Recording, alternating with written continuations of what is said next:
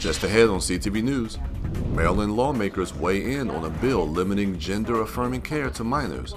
Plus, the county's Blueprint Schools program completes their first phase with a ribbon cutting at a new academy. And later, we'll take you to a historic site as we share a remarkable story.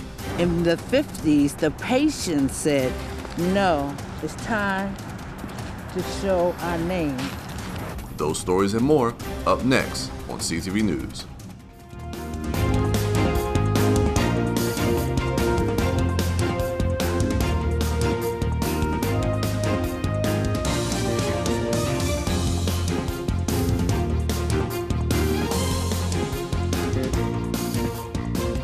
Good evening. I'm Patricia Vallone with a CTV News update. Well, currently 16 and 17-year-olds in Maryland who want gender-altering medical care with the consent of a parent can get it, but a bill before lawmakers in Annapolis aims to prohibit it. House Bill 722 would criminalize anyone who transitions a child using medical or chemical treatments. It's in response to legislation passed in 2021. A press conference was held before today's committee hearing on the bill. Passage in 2021 of SB 41, we allowed minor children to consent to mental health treatment. Inside of that bill allowed for children 16 and 17 to consent to medication as well. We've received numerous complaints from families throughout the state with concerns about the harm that this is causing to their children. The sex that a child is born with is not a diseased state. It is a healthy state. And the process of puberty is a natural, healthy process which every healthy human being goes through. And for medical intervention into a healthy state, to disrupt that state or to destroy healthy tissue is in fact doing harm. The hearing was held before the Health and Government Operations Committee. Well, the Moore administration is backing 3 bills that would address the lack of affordable housing statewide. The governor wants the General Assembly to pass 3 housing-related bills this session, including the Housing Expansion Affordability Act, the Housing and Community Development Financing Act, and the Renters' Rights and Stabilization Act. Governor Wes Moore says 30% of younger Marylanders would consider moving to a different state because of the high cost of housing. And during a House Environment and Transportation Committee yesterday, Moore stressed the need of the state to build new homes and narrow the housing supply gap. Simply what this was saying was, how can we be really thoughtful in the initial stages about coming up with that right balance of saying, yes, we want to incentivize and we want to make sure we're having market rate housing. That's part of this equation. Yet at the same time, we have to remember that this larger housing crisis oftentimes is hitting the most challenged communities first. And so in truly incentivizing that level of participation and that level of inclusion into the planning really became a core asset. And Moore also says the state is in need of about 96,000 more housing units. Well, some Jewish state lawmakers are looking to oust a Muslim woman from a hate crime commission. House members Dalia Attar, Joe Vogel, and Samuel Rosenberg are sponsoring House Bill 763. The measure would remove Zainab Chowdhury, a representative for a statewide Muslim advocacy group, from the Attorney General's Hate Crime Response and Prevention Commission. You may recall Chowdhury was originally suspended from the commission after she posted online criticizing Israel and rallying in support of Palestine. She was later reinstated by the Maryland Attorney General. Unfortunate that this bill is actually necessary. It is something that we don't take lightly at the JCRC. However, the hateful and dehumanizing statements made by CARE leadership on numerous occasions have forced us into this role. And the bill would also give the Attorney General the ability to appoint 2 members from the Muslim community to the body. Well, Prince George's police are searching for a missing man. 84-year-old Oscar Webster was last seen yesterday afternoon in the 4600 block of Cooper's Lane in Hyattsville. Webster is a black male, 5'11" and 230 pounds. He was wearing a maroon baseball cap and Virginia Tech sweater, navy blue pants, and white sneakers. He was also seen in a white Toyota Avalon with tags 5ETT19. Anyone with information is asked to call 301-688-2601. Prince George's firefighters respond to a house fire in Hillcrest Heights. It happened on 24th Avenue and Bristol Place just after 4:30 yesterday afternoon. Those living at the house were able to get out on their own. The cause of the fire is still under investigation. And 2 more people, both teenagers, have been arrested in the exchange of gunfire that killed a toddler in Langley Park earlier this month. The suspects are a 16-year-old boy from Hyattsville and a 15-year-old boy from Tacoma Park. They're being charged as adults with first and second degree murder in the February 8th deadly shooting of 2-year-old Jeremy Paul Caceres. At a hearing yesterday, both teens were ordered held without bond. Take a good look at your screen. Police are still looking to identify these 2 persons of interest in the case. Anyone with information on their identity is asked to call 301-516-2512. Johnny Alejandro Turcios and Israel Fuentes Jr. are also being held without bond on murder charges in connection with Paul Caceres' death. And you are watching CTV News. After the break, we'll have more news from the community. We'll be back in just a moment. Happy retirement. So, Dad, what are you gonna do next? We just miss being around kids. And we aren't done yet. Milton Hershey School house parents? What's that? And the school provides everything we need to make a difference in these kids' lives. There'll be people like us from all over the country.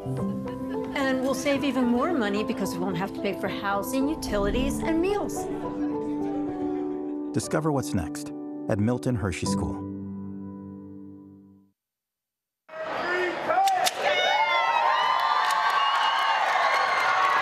There was a lot of excitement in Fort Washington today. A ribbon cutting was held at the brand new Colin Powell Academy in Fort Washington. The pre-K through 8 facility is located in the 12,200 block of Fort Washington Road. It's the 6th and final school built under the county's Blueprint Schools program. The academy has 970 students with capacity for 2,000. The high-tech facility houses a science lab, video production studio, and art room, and classrooms are also wireless. We're in the most state-of-the-art, innovative building. And for us, it's a time to showcase what we're blessed with by the district and Blueprint Schools. This moment creates a time in which our students are going to learn the space of creation and dedication by our teachers, and we're just so thankful for it. They're excited because we've waited so long for a space in which our kids could thrive. And not saying all schools don't have a thriving space, but here we have the most top-notch amenities from TV production labs, home ec, steam rooms, 3D printers, so many vast things in which our kids can learn day to day to prepare them for their future. Schools were built as part of the public-private partnership. Officials say they will save the county $170 million over 30 years. President Biden announces a new round of student loan debt relief. This new wave will impact borrowers who are enrolled in the Saving on a Valuable Education, or SAVE, repayment plan, which was launched this past August. Nearly 153,000 borrowers currently enrolled in SAVE are expected to get an email today notifying them that their remaining federal student loan debt will be canceled. And that will total about $1.2 billion nationwide. Nearly $138 billion of federal student loan debt has been canceled for almost 3.9 million borrowers since Biden took office. A bill currently before the Maryland legislature aims to increase the number of retail alcohol licenses that can be held by a single person from 1 to 4. The measure could assist U.S. Senate candidate David Trone expand his alcohol business in the state. Trone and his brother own Total Wine and More, a Maryland-based national chain. Both Virginia and the district allow for unlimited licenses for beer and wine retailers. Delaware allows 2 per license holder, but is considering expanding to 3. That, according to Maryland Matters. Now, the Maryland measure is sponsored by Delegate David Frazier Hidalgo of Montgomery County. The Georgia man who police say confessed to allegedly strangling his girlfriend in Accokeek has been ordered held without bond. As we reported yesterday, police say that on February 17th, 43-year-old Carl Kearney Jr. has admitted to strangling his girlfriend, 38-year-old Patrina Best, in her home during an argument. Officers then went to the house in the 800 block of St. James Court and found Best inside unresponsive. Kearney is charged with first and second degree murder. If you or someone you know is a victim of domestic violence, you can call the Prince George's County Family Justice Center at numbers 301-780-8008. An update on the story of the man accused of stealing a state highway truck and leading police on a wild chase. Fox 5 is reporting that 27-year-old Flavio Cesar Lanusa is in the U.S. illegally and that federal officials have lodged a detainer on him. The suspect is accused of stealing a tow truck, eluding police, and crashing into police cruisers and cars before he came to a stop in Silver Spring. Lanusa, who is from Nicaragua, currently has a detainer against him with the Montgomery County Detention Center. A local university is once again providing free tax services to its students. The University of Maryland is resuming its TERP tax program, which provides free tax return service to students and low and moderate income families in the community. The TERP tax service deals with both federal and state returns. Filers can schedule an appointment through April 15th, which is the IRS tax deadline. For more details, visit the website on your screen. And you're watching CTV News. Coming up, Simon Buggs with our Wednesday sports page. Hey everybody, and coming up on your Wednesday sports page, some highlights from the UMD baseball team's first home game of the season. Stay right there. The power of the knock is food. Your stew's delicious. I'm 88 years old, and I was with the Ice Capades when I was young. Now, being as old as I am, I lose balance. I don't like ending up this way, but what am I going to do? I got Meals on Wheels for the 5 years that I've been here. It's nice to know they come, and if you feel like talking, you can talk to them. I could talk for forever. They're totally a blessing.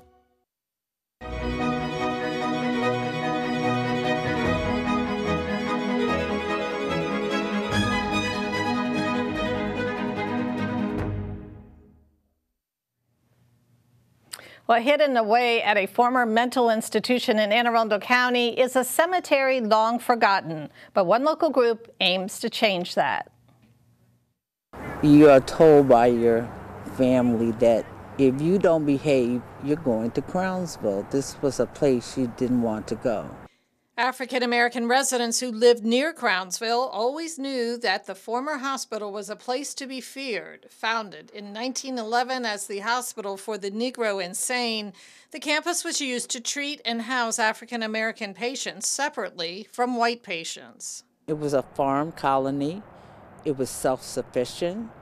They raised their own food, they made their own clothes, and they worked with the contractors to build the hospital. Patients were admitted for a number of reasons, including epilepsy, tuberculosis, and syphilis. During the war years, they were dispersed to nearby farms when white owners were called up to serve. The patients were never paid because they were wards of the state. When the hospital finally closed in July 2004, Janice Hayes Williams accompanied her uncle to the site.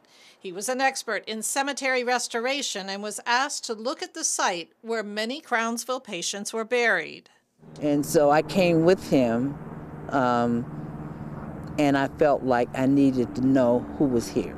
For more than 100 years, this site at the former Crownsville Hospital Center in Anne Arundel County only had markers with numbers to identify who was here. There was 957, 958, 959, and 960. And until recently, that's the only way to identify who belonged there.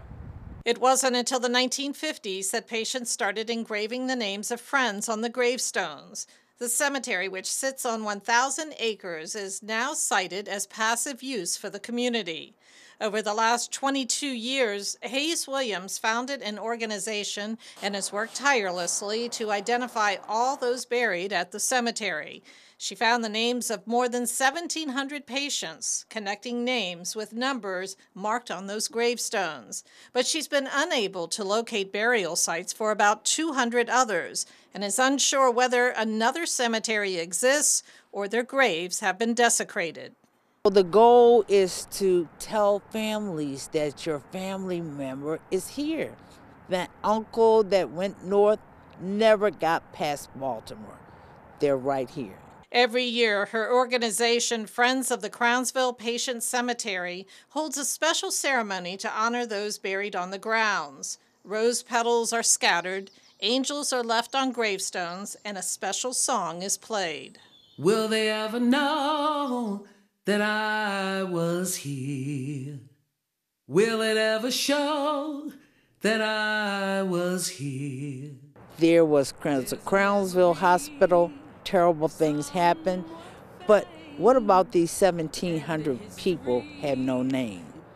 So this was my goal, to make sure that people know that they are here. Hayes Williams is planning to create a memorial in the near future with all 1,700 names of patients engraved on the plaque. She wants the area to be a place of reflection and to keep the story in the public eye. Say my name loud, say my name clear, say my name so all will know I am here. Say my name loud, say my name.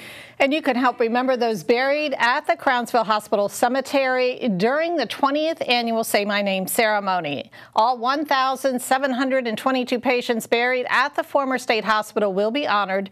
The event takes place on April 27th at 10 a.m. and again at 11 a.m. It's part of the 2024 Scenic River Land Trust Walk Through the Woods event.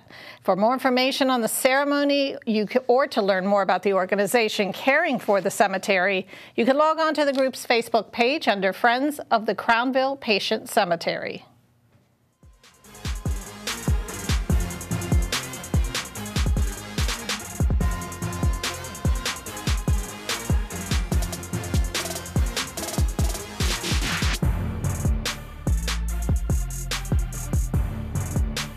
Okay, everybody, are you ready? Because it's time for your Wednesday sports page. We'll begin with some college baseball news. The UMD baseball team took the diamond last night for their first home game of the season versus Mount St. Mary's, and the Terps made some outstanding plays over the course of the matchup. The Terps offense had gotten off to a hot start, scoring 6 runs in the first inning, and the Terps would get on the board again in the 5th inning thanks to this double to right center from outfielder Elijah Lambros that resulted in an RBI for his teammate, catcher Devin Russell. The Terps had some nice plays on defense as junior pitcher Omar Melendez had a nice series, throwing 3 straight strikes in the 7th inning to get his team on offense. Moving on to the 8th inning, the Terps offense came alive again as they put up another 6 runs in the period, with half of them coming courtesy of this homer hit to left center field by Russell. And in the end, Maryland ran away with this one, winning the game 14-3. Their next matchup will be against Texas A&M at Corpus Christi on Friday.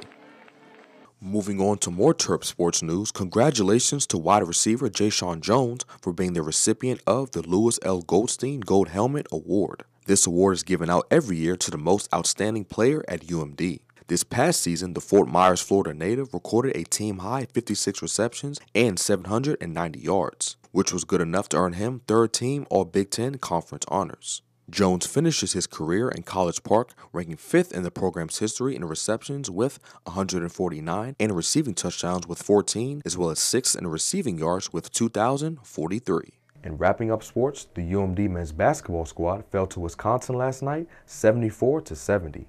They'll try to get back in the win column against Rutgers on Sunday. The Washington Capitals also took to ice last night, winning their game against the New Jersey Devils 6-2. Their next game will be against the Tampa Bay Lightning tomorrow at 7 o'clock. And that is your Wednesday sports page. Simon Buggs, CTV Sports. And now let's get a quick check on our 3-day weather forecast. Tonight, partly cloudy with a low of 30 degrees. Partly sunny tomorrow and a 60% chance of rain in the evening with a high of 54, a 50% chance of rain before 1 p.m. on Friday. Mostly cloudy with a high around 57 degrees and a little cooler on Saturday at 42 but mostly sunny and clear. That wraps up our CTV News update. Join us again tomorrow at 4:30. Have a great night.